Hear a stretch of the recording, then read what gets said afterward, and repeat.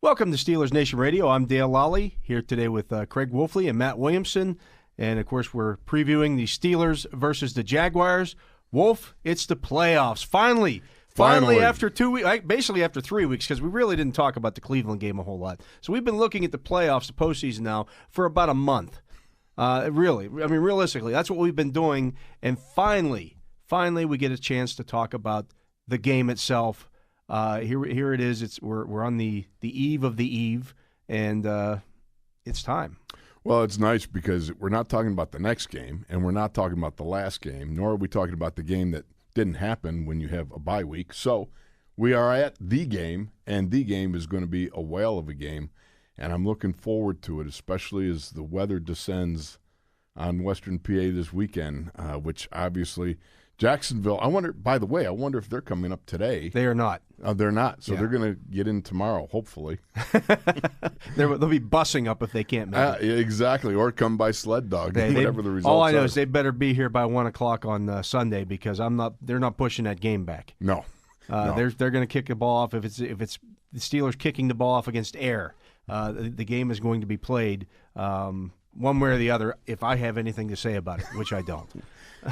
That pretty much summarizes it. If we have anything to say about it, no, we don't. But such is life. Now, Wolf, let me ask you, when you were a player, and of course you played your entire career nearly your entire career here, and of course, in Minnesota at the end, but when you were playing here against warm weather teams, did you guys feel like you had a decided edge because of that? You can look at it both ways. I remember our first playoff game against San Diego, and the San Diegoans were coming in January, and I was all excited. Everybody was all excited. We've had rough weather in Pittsburgh in early January, and it was in the teens, the 20s, and we're thinking we're going to freeze those Southern Cal boys out. They're not going to be. Game day, it was 71 degrees, and you're like going, what happened? They brought the weather with them. They did. How does that happen? Conversely, I've played games like late in the 80s, we played the Dolphins at Three Rivers. We weren't going to the playoffs. Dolphins were going to the playoffs. It was just punch the clock and let's finish hard. And we came out for the first play, and it was snowing and wintry and everything was going on.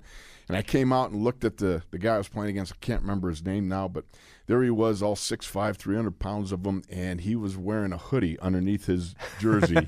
He had garden gloves on, and I think he was wearing jeans underneath his pants. And thermal socks probably as well. He had the look of a face on, man, let's get this game over and get on the plane and get back to Miami. And that's when you know you've got him. You knew you had him, and we did, and we finished them off. Le'Veon Bell said this week that guys will come out there and try to act like the weather doesn't bother them. Sure. They'll go out there and maybe go out without the sleeves on, and they'll run around and try to. But then he's like, I can look at him though, and I know, if they're putting on a front or if they're really it doesn't bother them.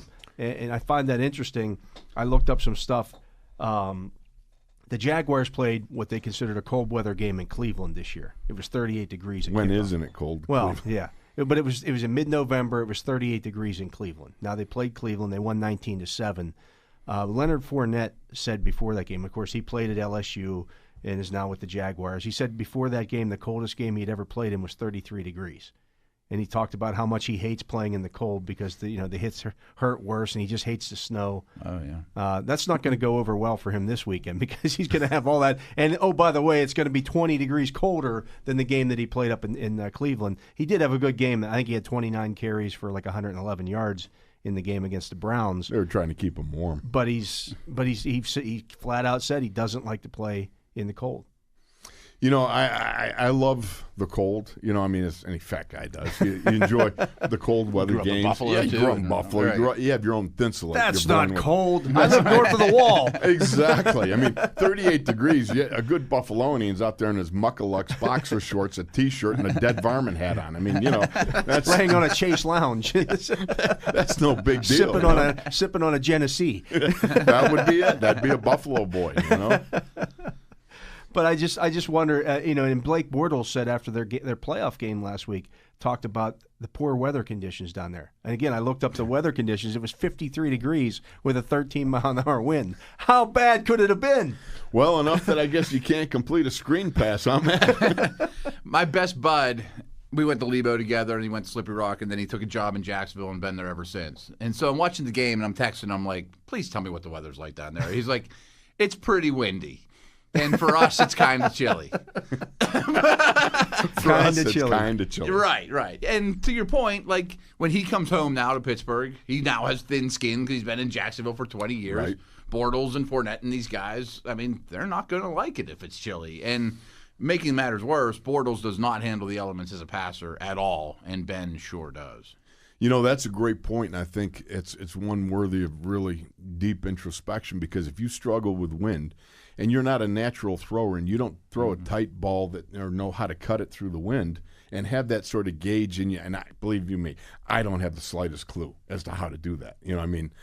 My best. You can either do that or you can't. Yeah, that's the advantage of playing in Northeast December, January football for 14 years for Ben. You know how to do it. It's like being a playground basketball player and you're playing outside, and so you have to adjust your shot for the wind. So you shoot maybe a little bit to the right. If you're thinking about it, that kind of stuff. Romo actually went out of his way and during the broadcast. He played in Dallas, but he went to Eastern Illinois, but he played in the league a long time, and I'm sure you're playing in New York, you're playing in Philly, you're playing in Washington. But he basically said Bortles, with much nicer version, he said Bortles has no clue what he's doing with the wind. He said if you got to aim the nose of the football a little differently. He could have stopped it.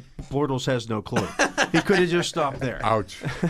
And really, it was obvious, and it wasn't all that windy. Sure, it was a windy day, but it's not blustery and Buffalo. It was not Winnie the Pooh kind of, pig blowing away kind of stuff. No. And just full disclosure here, the outdoor winds, I had nothing on my shot process in basketball. They were like throwing bricks at the backboard. Well, when you're throwing bricks, the wind doesn't affect a brick. That's it. There you go. But I just found it interesting that the weather, it was really nice this week. I haven't worn a coat the last 2 days, but that's going to change. Oh, yesterday was absolutely it was like 60. Yeah, some wore shorts to school. Yeah. And now we're right back to and last week at this time it was 7, or colder, but we're going to be back to that this weekend. Do we expect precipitation, wetness, and everything that I saw? No, there's not. All the snow is supposed to be done tomorrow afternoon at some point. But that can change as well. You never know with this time of year. You just kind of expect bad weather in January in Pittsburgh. I think cold is great for the Steelers, but if it was real sloppy or a lot of snow, then all of a sudden becomes an equalizer. Unless you're an offensive lineman, you love those sloppy fields because that slows the pass rush. Yeah, right. No doubt. And that's something you can certainly look at, and where you're going as an offensive player. They don't. Where you're trying to set your blocks at. Not only that, those are athletes across from you're under that problem of being, well, if I was a real athlete, I'd be on the other side of the ball. The mastodons don't have to worry about sliding around too much. Lev Bell's shown over the years, too, that he moves really well. Yeah, and he talked about that. He actually said one of the reasons, Mike Tomlin told him one of the reasons that they drafted him ahead of Eddie Lacy was that because he played his high school ball. He was an Ohio kid, and he played at Michigan State, whereas Lacy played at Alabama and hadn't played in a lot of cold weather, and they wanted a guy who had played in cold weather games. And you start looking at their roster, and they've got a bunch of them. Roethlisberger's from Ohio and played his whole career here. You could go on down the list. Even Antonio Brown played at Central Michigan. He's played in the elements, so it's not. Go back to Jerome, who grew up in Detroit and Notre Dame. Just thinking about closer running backs, and sloppy weather. And you think about Bell's 2 of his biggest games last year in the playoffs were both cold weather games. They frigid temperatures, and he went for 167 and 170 yards. And he said, the reason he said some guys when they play in cold weather like this, it slows their game down. He said, my game stays the same regardless of the elements. It's not like I get faster or anything like that, but I play the same way. It doesn't affect me as much as it does some of the other guys. Well, I think it's really a mindset. If you can make the weather your friend, you got an edge. it's just as much as I was talking about the Miami guys late in the 80s, on that wintry day when nothing's at stake. It's the last game of the season. All you're doing is looking to finish the game or the season and get a win here. And the Dolphins were looking like, let's just get on the plane and get back to Miami. You've already got, that sort of edge, because these guys, they just want to, get off the field, get onto the heated bench, that sort of thing. But if you are able to, have that mindset, hey, this is good, this is fine, you're already one leg up. Yeah, and I think that could be where the Steelers have an advantage in this game. We'll see. Jacksonville's defense, typically teams that have good defenses in running games don't struggle in the weather. But so you're thinking, too, Calais Campbell grew up in Florida. Ramsey's played a at Florida Arizona. guy. Yeah. He's a Florida State guy. Campbell's from the U. They got a lot of Southerners on that team. Yeah. Oh, they do. So it's going to be interesting to see if that can be a factor in this game. Of course, Doug Marrone, their head coach, has spent his entire coaching career somewhere around the Northeast. Oh, yeah, he's a Bronx boy. Yeah. So he's a tough guy. It's not going to bother him, and maybe he somehow instills that mindset into his team, although it's not like they could go into a freezer and practice this week, Rocky style, where they're beating on the meat or anything like that. Right. But, we'll see if that can be a factor. I wonder how many frozen balls Bortles has thrown. You know how the ball gets this harder? Yeah. I wonder how many times he's actually ever thrown one. Probably not too many. Never. He's from, I think, the Orlando area. He went to Central Florida. He's played at Jacksonville. I think it's heavy, right? Yeah. Maybe they got a designated deflator ball boy or something. Wrong team. Yeah. Oh, sorry. Next week. That's right. That's next week's game if they get there. Yeah. He is Craig Wolfley. That's Matt Williamson. I'm Dale Lolley. You're listening to Steelers Nation Radio. Welcome back to Steelers Nation Radio. I'm Dale Lolley here today with Craig Wolfley and Matt Williamson. We're talking about Steelers-Jaguars. And guys, I don't know how much you've paid attention to this, but I have, and we've seen a lot of chatter. Not just there hasn't really been any from the Steelers locker room, but if you keep seeing like the Tennessee Titans taking shots at Blake Bortles. We talked about this yesterday. Yeah, he's suddenly, it's like he's become the Roy Munson. If you ever saw the movie Kingpin, when they talk about something getting screwed up, he's become the Roy Munson of the NFL. Like when people talk about bad players, they say you're getting bortled, or it's become that bad. It's just amazing that the guys are openly talking about another player in the league being that bad of a player. I honestly don't remember it ever happening. In this age of social media, you get feuds, and usually it's two good players. It's like Odell in a corner, on each other. Everybody's picking on the kid that can't play. Right, but everyone's, who was it that said he's trash? Or even this that was week. Javian Clowney said he was trash, and then all the people after the Jaguars beat them, all the people from Jacksonville sent him garbage cans right before Christmas, and he filled them up. He did a nice thing. He filled the garbage cans up with toys and sent them to the kids in Houston. That works, but look, you still got to look at Bortles and go, in 11 wins, he had 17 TD passes, 3 interceptions, and 6 losses. He had 5 TD passes and 10 interceptions. I mean, obviously this guy's got ability to put numbers up on the board, but it's kind of like a barometer. If he's good, you got a chance to win. If he's not good, you don't have much of a chance. Yeah, and even if he's average, I don't know if you have a chance to win.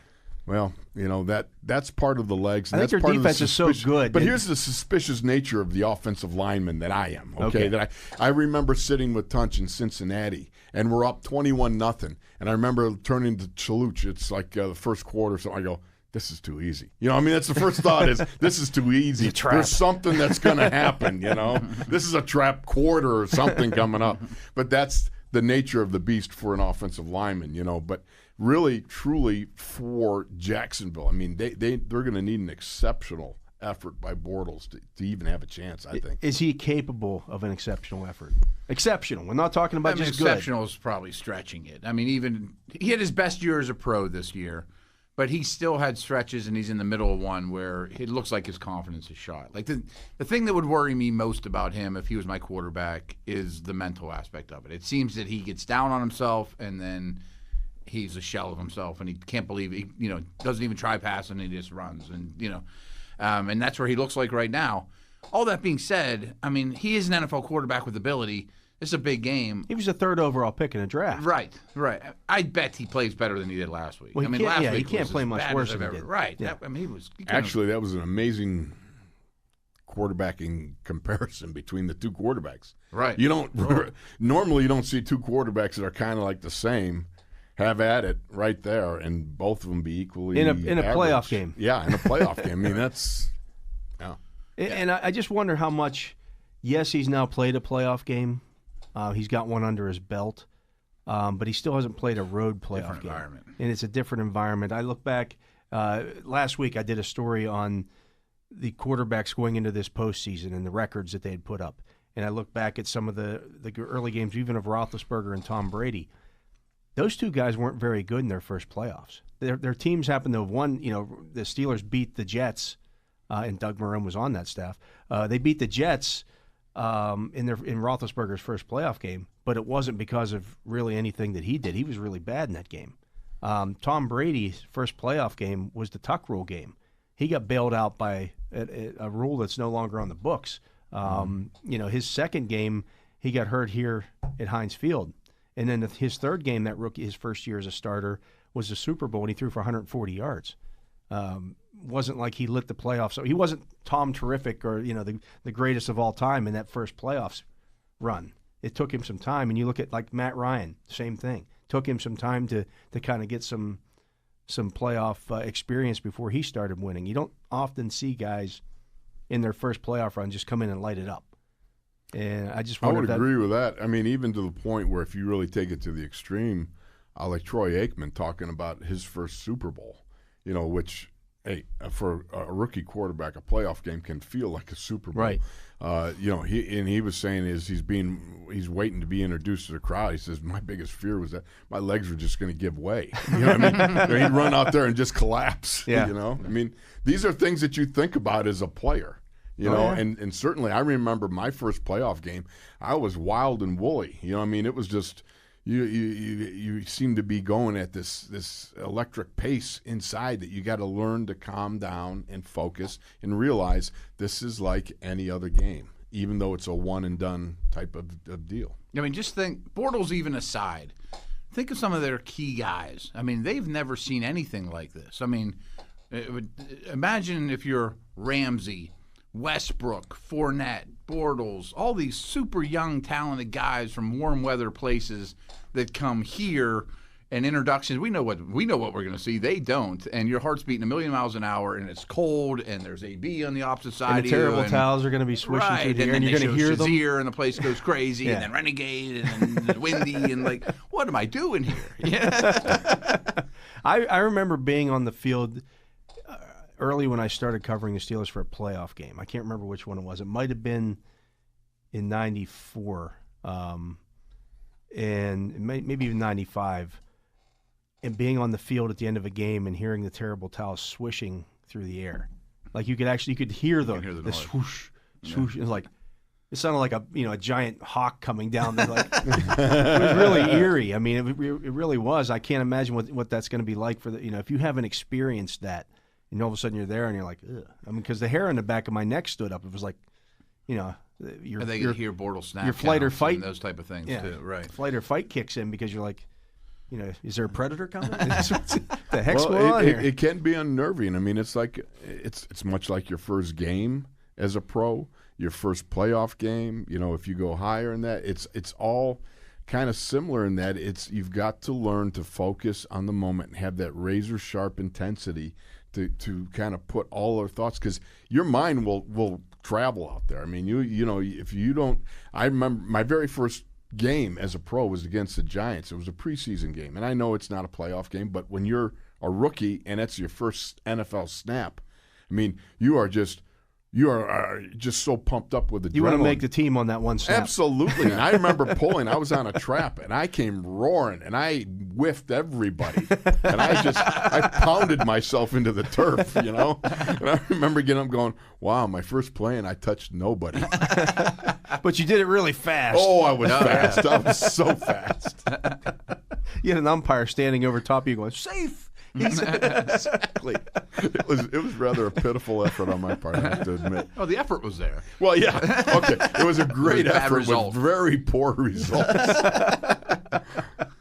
But I think that could be interesting to see And the one quote from Kevin Byard this week about Tom Brady is, "We want to make Tom Brady look like Blake Bortles." I mean, he's not even in the game. Yeah, he's not. They're not even playing them this week, and he's being referenced in that game. That's a little harsh. That's a little rough. And going back to being overwhelmed, I mean, the nature of the Jags is not to come back from 10-0. No, they're not built for that. Yeah, I mean, I was even up talking to Stan, and a big topic they're talking about is: do you take do you want the coin flip or not?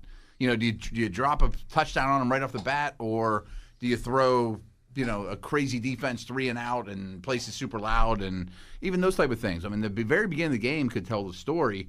And I even threw out there, I mean, that wouldn't shock me at all if they go down and score their first drive and Tomlin goes for 2 and it's 8-0 before you know it. I mean, that's if they drop a couple points on them early while this team's a little shell shocked, it might be over. Yeah, it could be that kind of game. You look at one of the things I think about is, well, if you win the coin toss, maybe you just want Bortles first out there. You know what I mean? So, right. In a sense, just put it, and then you get the ball in the second half. Yeah. Or on the other hand, do you want to let him sit? Maybe you get that drive. Maybe you get that touchdown. Maybe he's sitting there for 7-8 minutes as you go on a drive, and he's waiting, anticipating, and the pressure starts to build on you. And that's another on the field. And it's 8-0, and that's a good point. No. That's a real good point. I think I would want their offense on the field first, just from the fact that I think I can shut them down. And if I put their defense on the field first, and their defense goes out there and somehow gets you off the field at 3 and out, that kind of carries their momentum. Might over. Quiet things down a little bit. I want their weaker unit on the field against my best unit, or not my best unit, but I think I want. I mean, the Steelers' offense against the Jaguars' defense is strength on strength. Mm-hmm. I think the Steelers' defense against the Jaguars' offense is a bit of a mismatch. Even though the Steelers' defense is, not what it was without Ryan Shazier, I still think it's better than Jacksonville's offense. Right. So I want that unit on the field first. At least try, even if they get a first down or two, shut them down, get the ball back, and try to do something with it. Well, I think field position and short fields, giving them long fields, is the battlefield position is going to be significant. Oh, there's no doubt about it. Yeah. Mm-hmm. You would think, and I don't know what the wind conditions are going to be, and how that's going to, what the precipitation. I mean, you don't know what the moisture is going to be, and is it going to make the ball hard, or is it going to be slick, or what? So it's these are all factors that they got to weigh in. But I will say this: the one thing you got to do, okay, if you go out there now, they get to call the coin toss, right? So they can't say this, but if you get the chance to call the coin toss, you always got to go tails. Tails never fails. You got to say the whole thing. Tunch went on a record-breaking streak my last year in '89 with the Steelers, even to the point down in Miami. We were down there. I was standing with Rod Russ, the defensive coordinator, as they went out for the coin toss. And he looked at me and said, "You think Tunch can keep his streak alive?" I said, "If he says tails never fails." And, he said tails never fails. He won it. And he won. It was like 9 in a row he'd won coin tosses. So don't say tails never fails if you're a Jacksonville guy. Speaking of the field position, though, I think the kicking game, that's something we haven't talked about, really favors Pittsburgh. Especially if there's weather in tail. I don't even know who their kicker is off the top of my head. Josh Lambo. Okay, but he's just a guy. I mean, he's not a great player, and how many times has he kicked in bad weather? And the Steelers have been pretty darn good on special teams, especially of late. Haven't allowed a big play. The only thing I worry about is the punt team. They're 3 for 3 on fake punts. Jacksonville. Oh, are they?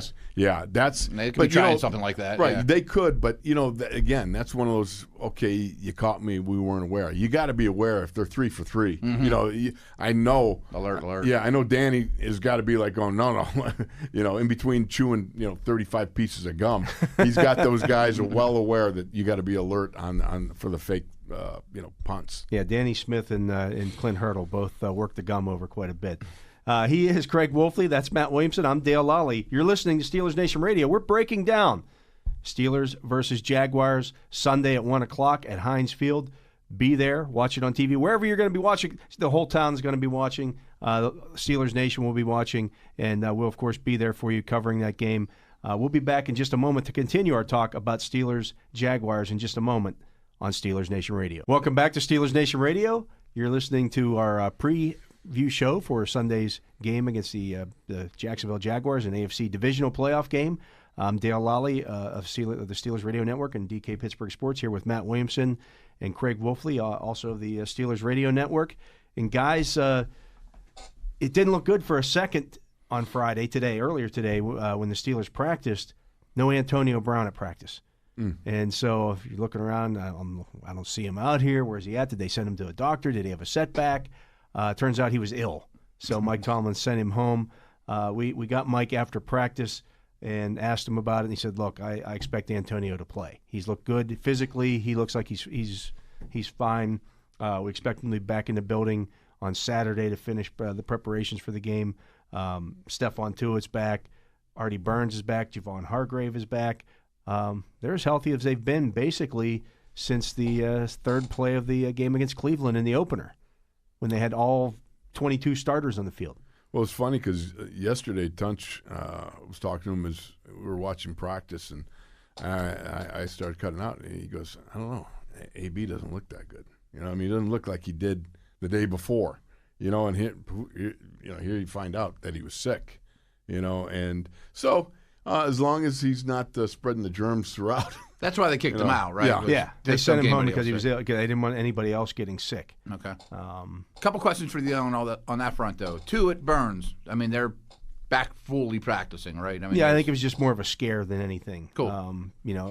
Both of them said that they're playing, they're ready to go. It's just a little bit of a hyperextension, so you get it checked out. Okay. And as for Brown, if they said he's not playing, do you think it would be because of illness or because of injury? Well, Tomlin said he's playing. He says he's playing no matter what. Yeah, he said he had no doubts about his physical ability at this point. He Okay. said he looks great in practice. So he said the only concern now is the illness, and they expect him to be back tomorrow. So. And for people that don't know, there's probably people out there going, man, I had the flu, and I wouldn't be able to play. These guys aren't like you, for one thing. They heal quicker. They're in much better shape than everyone out there listening. And it amazed me that anytime I got sick with the Browns, you just walked downstairs and they gave you miracle stuff and you got better quicker. And let alone what AB's going to get and IVs, and not like you guys at home. We go to Rite Aid and just pick up some stuff and hope for the best. Yeah, Jacksonville cornerback Aaron Colvin, their nickelback, was throwing up on the sidelines last week on Sunday, and still played in that game. He missed some practices early in the week for them, but he was physically throwing up on the sidelines because he was ill and still played in that game. Well, and played well. Right, yeah. So it's not like it can't be done. These guys, again, they get better treatment than. Well, you're also in a heightened state of emergency too. And Yeah. Your mind controls your body like you can't believe. And you play and you understand. I don't feel so good. Well, you get out there and you got a 6'5", 300-pound man killer across from you. You know what? Being sick, you start receding in your mind. Yeah. It's like I got bigger problems. It's that fight here. or flight thing. Yeah, exactly. There's more work here than just little adrenaline kicks in. And if I throw up on him, well, so that's not a bad thing. He might just back off. Yeah, there were some cavemen that didn't feel well when the puma came to eat their babies and they fought them off. Exactly. Right. You got it right there. Well, you think of like Michael Jordan dropped 50 on the Cavaliers one year, and he got out of his flu bed and went out and dropped 50 on them. That's just the way these guys operate. And he's got 48 hours from now to get well. Yeah. He'll be fine. He'll be fine. What I I found interesting was Artie Burns and Stephon Tuitt, and they both came out and said, I was a little scared, and then we saw the MRI, and it showed nothing, so I'm good. I was like going, well, how does it feel? You see a pitch. Yeah, I don't know. That to me, that was. I guess that's the state of today's player. It's different. When you have visual evidence and proof that you're fine. Okay, now I'm fine. Yeah. So I just thought that was interesting. Even I think if it was just something, you got a little. You tweaked it. You tweaked it a little bit. Maybe something's a little frayed in there. You're going to be good. You'll be fine. You can't hurt it any worse. Yeah. I think it's just checking on it to make sure of that more than anything. Peace of mind, I guess, would be the main thing, as opposed to, you get something torn in there. It might be a problem. I think a lot of us heard non-contact knee injury at practice. Typically they never not good. Well, right? Yeah. That's not. I remember taking a helmet right by the hip bone. Just above. Sound fun. And it hurt like crazy. And I was like the doctor. For a couple of weeks, I'm like going, this thing still hurts like crazy. He goes, I told you, there's nothing down there. There's nothing worse than what's going to happen. Tell that to Todd Haley. All I know is it hurt. But the assurance was, well, there's nothing else there to just hurt. Bruising, yeah. Yeah, so it's like that. It's like when you bang knees with somebody. You get that knee-on-knee contact. Yeah. And that's like one of the worst pains ever. But it goes away after a little bit, and after a while, there's still maybe a little bit of bruising there or whatever. But it's not like that initial pain when you bang knees with somebody is like, oh my God, I think I just killed myself. Getting kicked in the shin. Yeah. Right, yeah. So, yeah, they'll be fine, and so the Steelers are, again, as healthy as they have been. Jacksonville seems to be, right? They're pretty healthy. Ramsey missed some time this week with an Achilles injury. That's interesting, especially for a cornerback. And a young cornerback. You wouldn't think that would be the case, but what about Puzzlesny? He came back yesterday. He was back at practice yesterday. He's not an every down player anymore, but I think that's big. Coming home, and he's one of the defensive leaders with Campbell. He mentioned how young they are. Paul's definitely a leader, and will be a positive influence on the field. He'd be one of those guys that go, this is like balmy. Yeah, right. This is 17 degrees. Right. No problem. Although he still should win. He doesn't have a ton of playoff experience under his belt. Played all his years Jaguar. Bills and Jaguars. I mean, last week was his first playoff game, basically. They had. I looked it up. Going into last week's game, I think they had 9 players with playoff experience that I counted on their roster, and some of those guys were just on rosters that went to the playoffs. They weren't even like real Malik players. Jackson, Calais Campbell, some of the guys they've and they were all guys that they had brought in. The Steelers have 9 guys who've never played in a playoff game on their roster. Period. Joe Hayden's one of them. Yeah, Joe Hayden's one. Tyson Alualu's another. I mean, you're talking about guys that and of course the rookies. Yeah. But it's not going to be too big for some of the for a lot of those guys. No. I mean, Joe Hayden's chomping at the bit to get out there and play in his first playoff game. Oh, he's got to be. I mean, going through a drought like that for 7 years? He's like Snake Plissken right now. He escaped from New York. He's living large. He escaped from Cleveland. It's even more impressive. Think about that. How what a just a moment of irony. Last Sunday or 2 Sundays ago when they played the Browns, and he's helping finish off their winless season, and he's going to the playoffs. And they cut him. And they cut him. Right. Yeah. While they paid Brock Osweiler to not play for them. Wow. That's a real diametrically opposed to everything you think about football. On one hand, you've got millions invested in a guy that never played, and then the guy who was at least Pro Bowler, and a guy that you think, this is one of the building blocks for a good team, and you let that guy go. At least, a very important guy in your locker room. I mean, a steadying factor. And even though he hadn't played up to that standard the last couple of years, you paid him all that money because too, you paid him all that money because of not only who he is on the field, but who he is off the field. Yeah, and they didn't need the cap space. They have more cap space than anyone in the league. Right. It'd be different if you were a cash-strapped team and somebody has to go. You needed that money to go out and sign Blake or Brock Osweiler to bring him in as your quarterback. To cut him. It just didn't make any sense. It's a very Cleveland-like move. Yeah, that one doesn't make any sense to me. But he's fired up to play this week. I mean, you can see it in his eyes, the way the little hop in his step. I mean, he's loving life right now. Oh, how could he not? Especially with the promise of the possibility of more. Yeah. There's more. Mm-hmm. And I think there will be. Yeah, I do as well. So we'll see what happens this weekend. I guess, guys, it's time to start looking at what our picks are going to be. Wolf's favorite time of the week. So as we head into our segment 4 here today. So, Wolf, you can start thinking about that now. Matt, I guarantee you Matt's already got a pick stuck in his head right now. But El Tomasino gave me the inside scoop. I'm not sure I can go as large as he. But, okay. He definitely put a big number out there. All right. He is Craig Wolfley. That is Matt Williamson. I'm Dale Lolley. You're listening to Steelers Nation Radio.